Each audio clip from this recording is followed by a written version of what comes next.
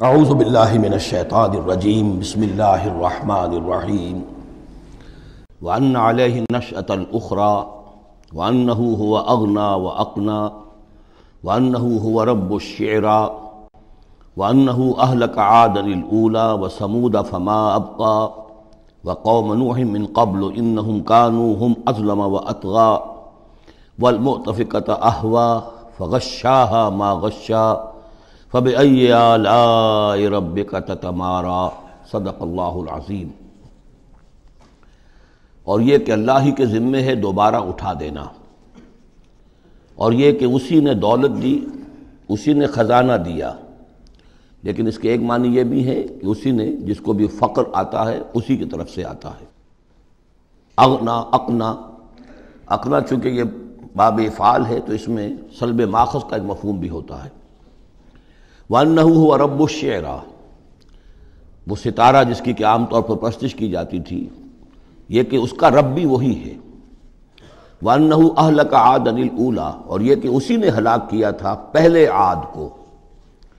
عاد وہ قوم تھی جو احقاف میں آباد تھی، جن کی طرف کہ حضرت ہود علیہ السلام مبعوث ہوئے تھے، لیکن اس کے بعد پھر جو قوم سمود وجود میں آئی، چونکہ اسی قوم عاد میں سے جو اہل ایمان تھے اور حضرت ہود علیہ السلام انہوں نے وہاں سے ہجرت کی، اور پھر ان کی نسل سے یہ دوسری قوم جو سمود وجود میں آئی، تو اسے عاد ثانیہ بھی کہا جاتا ہے کہ پہلے عاد وہ تھے، دوسرے یہ عاد ہیں۔ سمود کو بھی عاد ثانیہ کہا جاتا ہے چونکہ یہ انہی کی نسل تھی۔ تو انہو اہلک عادا الاولی، اسی نے ہلاک کیا تھا پہلے عاد کو۔ وثمود فابقی، اور عاد ثانیہ یعنی سمود کو بھی تو پھر کسی کو باقی نہ چھوڑا۔ وقوم نوح من قبل، اور ہلاک کیا تھا اس نے نوح کی قوم کو اس سے پہلے۔ انہم کانوا ہم اظلم واطغی، یقیناً وہ تو ان سے بھی بڑھ کر ظالم اور ان سے بھی بڑھ کر سرکش تھے۔ والمؤتفکۃ اہویٰ، اور وہ بستی کہ جسے اس نے پلٹ دیا تھا، الٹی ہوئی بستی کو اس نے پٹخ دیا، اس سے مراد ہے سدوم اور عمورہ کی بستیاں۔ فغشاہا ما غشا، اور پھر اس کو ڈھانپ لیا جس چیز نے کہ ڈھانپ لیا۔ جب اس کے اوپر ایک دفعہ تو وہ زلزلہ آیا اور تلپٹ کر دیا، اور پھر اس پر کنکروں کی بارش ہوئی تھی۔ فغشاہا ما غشا، تو وہ کنکروں کی بارش نے پھر ان کو ڈھانپ دیا۔ فبأي آلاء ربك تتمارى، تو تم اپنے رب کی کون کون سی قدرتوں کے بارے میں تم اسے جھٹلاؤ گے یا ان کے بارے میں شک کرو گے۔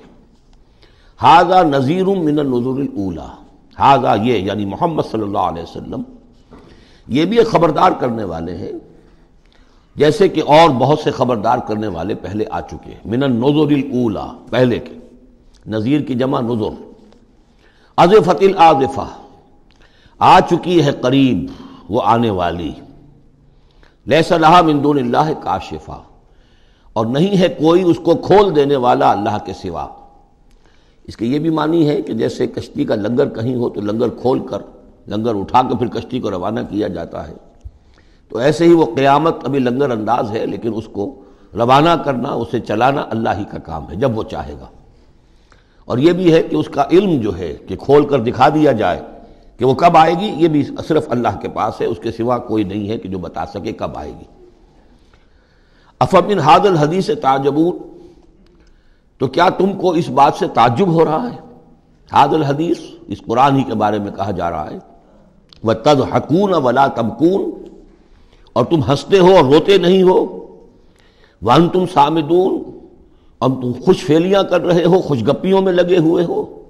فَاسْجُدُوا لِلَّهِ وَاعْبُدُوا، بس سجدہ کرو اللہ کے لیے اور اسی کی بندگی کرو، اسی کی پرستش کرو۔ اس سورہ مبارکہ میں جو زور خطابت ہے، جیسا کہ میں نے پہلے عرض کیا کہ ہم لوگ اس کا صحیح اندازہ نہیں کر سکتے۔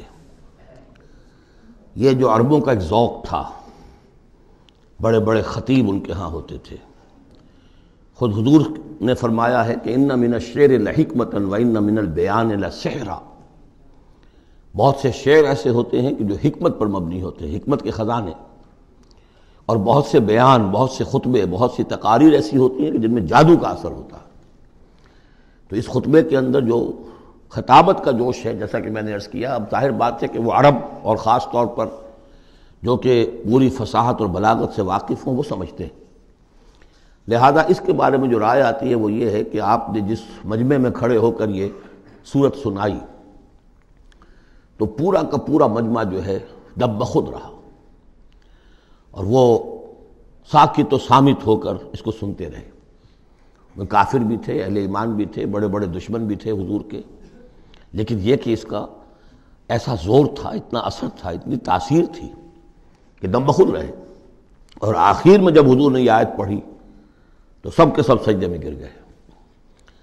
البتہ بعد میں پھر انہوں نے بات بنا لی ایک، اور وہ واقعہ ہے تلقا غرانیق العلا کا۔ جب ان سے کہا گیا تم بھی سجدے میں گر پڑے محمد صلی اللہ علیہ وسلم کا یہ کلام سن کر یا قرآن ان کی زبان سے سن کر، تو انہوں نے کہا کہ ہم نے تو سنا تھا کہ اسی میں انہوں نے یہ بھی فرمایا تھا جہاں ذکر آیا ہے افرأیتم اللات والعزی ومناۃ الثالثۃ الاخری، تو وہاں محمد نے یہ بھی کہا تھا تلک الغرانیق العلا وان شفاعتہن لترتجی، یہ بڑی اونچی دیویاں ہیں، بڑی اونچے مقام والی دیویاں ہیں یہ لات اور منات اور عزیٰ، اور یہ کہ ان کی شفاعت کی توقع ہے، شفاعت کریں گی۔ تو ہم نے چونکہ یہ آیت بھی سنی تھی، یہ بھی سنا تھا ان کے زمان سے، لہذا ہم نے سمجھا کہ بس اب جھگڑا ختم ہو گیا، اور محمد نے بھی ہماری دیویوں کو کسی درجے میں مان لیا، جھگڑا تو یہی تھا، لہذا ہم بھی ان کے ساتھ سجدے میں گر گئے۔ لیکن یہ گویا کہ ان کی سخن سازی تھی، یا یہ کہ بعض علماء کی یہ تعویل ہے کہ ہو سکتا ہے کسی شیطان نے جب کہ حضور پڑھ رہے تھے تو یہ الفاظ پڑھ دیے ہوں آواز ملا کر اور انہوں نے سنے ہوں، واللہ عالم۔ لیکن میرے نزدیک یہ اصل میں اس صورت کی تاثیر تھی، اس کی اتنی ہیبت تھی اس میں کہ اس کے نتیجے میں جب آخر میں یہ حکم آیا سجدہ کرو اللہ کو اور بندگی کرو اسی کی، تو وہ سب کے سب گویا کہ بے اختیار جسے ہم کہتے ہیں فَأُلْقِيَ السَّحَرَةُ سَاجِدِينَ، جیسے القیہ کا لفظ آیا ہے کہ وہ جادوگر جو تھے حضرت موسیٰ علیہ السلام کا جو مقابلہ کرنے آئے تھے، فعل مجہول ہے، گرا دیے گئے جادوگر سجدے میں، جیسے کسی نے ان کو پکڑ کر اور الٹا کر دیا اور سجدے میں گرا دیا، یعنی بے اختیار کرنا انسان کا۔ تو ایسا ہی معاملہ اس صورت کے سننے پر بھی ہوا ہے، واللہ عالم۔ صدق اللہ العظیم۔